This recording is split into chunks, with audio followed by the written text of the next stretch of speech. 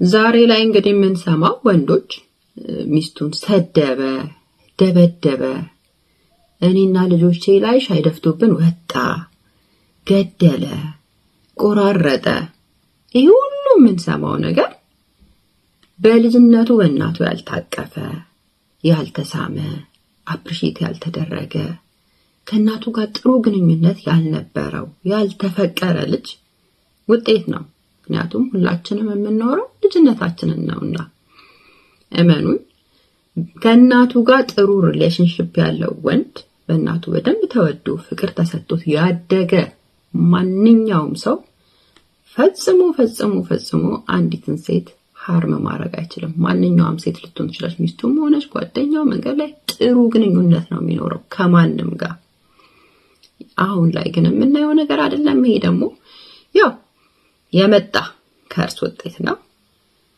የሆነ ሆኗል። እንግዲህ እያንዳንዱ ግለሰብ አሁን ራሱን ማሳደግ ካልቻለ በስተቀር ያን ልጅነቱን ሪቨርስ ማድረግ ካልቻለ በስተቀር ነገሩ በዚህ መልኩ ይቀጥላል።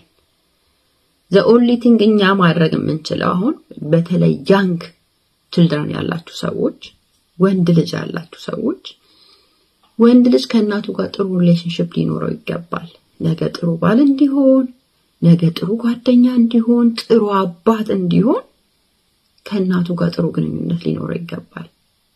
ስለዚህ ወንድ ልጅ እያሳደጋችሁ ያላችሁ ለሁሉም ልጆቻችሁን አልገን ስፔሻሊ ወንዶች ልጆቻችንን የበለጠ ፍቅር እንስጣቸው፣ እናቅርባቸው፣ ጓደኛ እናርጋቸው፣ ኮሙኒኬት እናርጋ፣ አብረናቸው እንጫወት፣ አፕሪሺየት እናርጋቸው።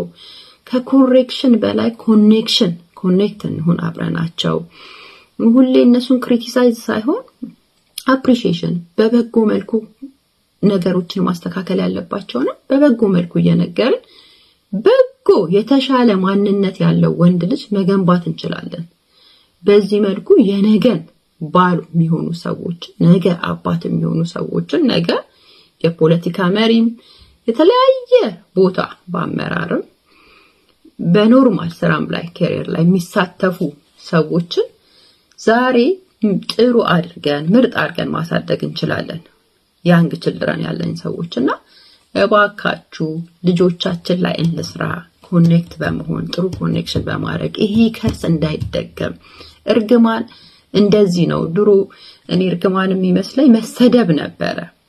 አትደግ፣ እንደዚህ አትሁን፣ እንደዛ አትሁን በሚባል ነው። አይደለም ለካ እርግማን ማለት ይሄ የተደረገብንን ነገር አገል ልጆቻችን ላይ ስንደግም፣ ልጆቻችን the same way ሲኖሩ ከኛ በባሰ እንደም ሁኔታ ለልጆቻችን የተሻለ ነገር ነው ልናሳልፍ የሚገባውና ዋጋ እንክፈል።